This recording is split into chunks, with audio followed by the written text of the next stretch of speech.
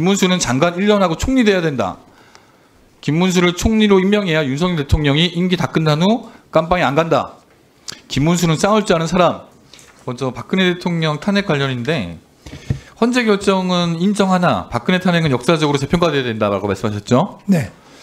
그리고 아까 박해철 의원께서 말씀하셨던 내용에 대해서는 처음 들은 거 마냥 판결문에 관련해서는 그런 내용이 있다면 인정하지 못하겠다고도 말씀하셨어요? 네. 그러면 헌법적 절차와 가치를 부정하시는 겁니까? 아니요.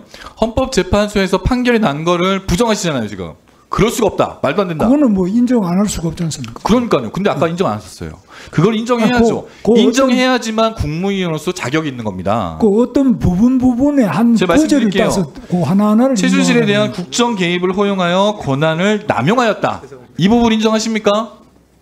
이게 그대로 나와요, 판결문에. 권한 남용이라는 부분에 대해서 후보자님이 인정하고 안 하고의 문제가 아니에요. 이거는 네. 헌법재판소의 판결문을 인정하냐 안 하냐는 문제는 이걸 인정 안 하시면 그 자리에 있을 자격이 없는 거예요. 그 박근혜 대통령의 권한 남용도 그 판결을 보면은 일부 그런 점은 있을 수 있다. 이제 지금 좀 인정하시네요. 저는 이 국무위원으로서 이런 부분은 깔끔하게 인정하고 가야 된다고 봐요. 개인의 의견이 있다고 하지만 지금 국무위원이 되고자 하는 공인이시잖아요. 이런 부분에 대해서 그냥 나하고는 상관없다. 내 의견이 이렇다 이렇게 얘기하는 거는 국무위원 후보자로서의 자격이 저는 없다고 저는 봅니다. 그 점은 제가 잘 알겠습니다만 네, 다만 제가 두 번째 말씀드릴게요. 그리고 뉴라이트 관련된 건데 식민지 근대화론 그 후보자님께서 경기도지사 시절에 일본 식민지가 안 됐다면 오늘의 한국이 있었을까라고 말씀하신 건 기억나십니까?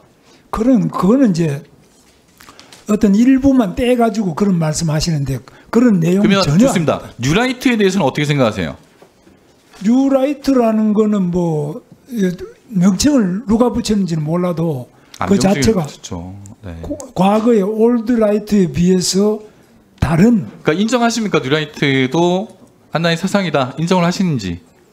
뉴라이트가 뭐라고 인정하는? 하나의 사상 이념으로 인정을 하시는지 여쭙는 겁니다. 뭐 지금 우리나라에서는 그런 이야기를 많이 하고 있습니다. 그러면 제가 뉴라이트 거 한 개 좀 읽어드릴게요. 일제 식민지 지배는 다행스러운 일이며 오히려 일본에 감사해야 된다. 안중근의 용기는 가상하지만 그는 일본이라는 나라에게는 해충과 같다. 유관수는 여자 깡패.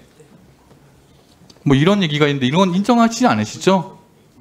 예, 그거는 너무 일본 식민지를 미화하는 거는 어떤 경우든지 독도 우리 땅 맞죠? 저는 그 반대입니다. 독도는 우리 땅 맞죠?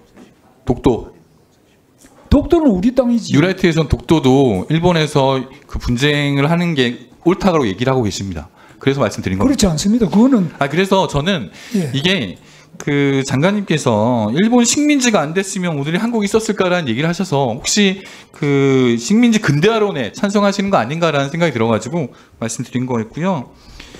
그리고 정광훈 목사님과 그 후보자님께서 정광훈 목사님 이런 말씀하셨네요. 며칠 전에 이번에 김문수를 장관으로 임명했는데 윤석열 대통령이 지난 2년간 했던 인사 중 제일 잘한 것 같다. 김문수 지사는 4년 동안 광화문 운동 나하고 같이 해서 내가 잘 알고 우리 교회도 2년을 다녔다. 김문수는 장관 1년하고 총리 돼야 된다. 김문수를 총리로 임명해야 윤석열 대통령이 임기 다 끝난 후 깜빵에 안 간다. 김문수는 싸울 줄 아는 사람이라고 얘기를 했는데 이거 혹시 보셨나요? 뭐 그건 그 기사를 직접 보진 않았습니다만 혹시 아까 전에는 그 정광훈 목사님하고 따로 얘기한 적은 없다고 했는데 얘기하신 적 없죠? 만나시거나 전화 통화하신 적 없는 거죠? 예, 없습니다. 집회에서 만나신 것도 없고요? 만난 적이 없습니다. 기억을 못 하시는 겁니까? 만난 적이 없는 겁니까? 제가 경사노위 위원장이 돼서는 만난 적이 없는 걸로 기억합니다. 네, 알겠습니다. 그리고 쌍용차 관련된 얘기도 잠깐 할게요. 1,800명의 노동자가 해고당하고 30여 명의 목숨을 잃은 쌍용차 해고입니다.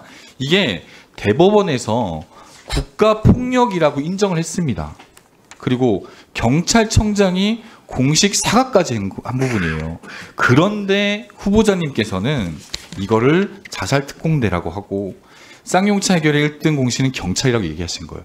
그러니 국가에서도 문제가 있다고 인정하는 부분을 나는 인정 못해 라고 말씀하신 이게 문제가 있는 거라는 겁니다. 아까 제가 좀 이따가 4.3 관련된 또 얘기도 하겠지만 4.3도 국가에서 다 인정했고 4.3이라는 게 그 해방 직후 이념 갈등과 국가 폭력에 의해서 민간인이 희생된 사건이라고 나오는데 이게 국가에서 인정하고 지금 총리인 한덕수 총리까지도 사과를 했어요.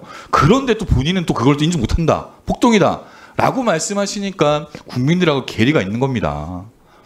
왜 김문수 장관님을 그 고용노동부 장관의 후보자 임명됐을 때 사람들이 안 된다, 큰일 난다 라고 했던 게 이런 갭이 있는 거예요. 후보자님만 모르고 계시는 겁니다. 그리고 이건 간단한 건데 아까 노조법 2조 3조 얘기인데 그 손배소 얘기가 2조입니까 3조입니까? 손배소는 3조 아닙니까? 2조 내용을 잠깐 말씀해 주시죠. 2조 내용이 뭡니까?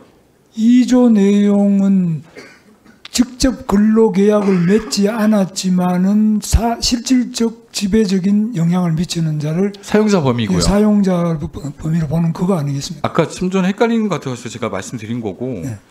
그리고 세월호 관련된 얘기도 할게요.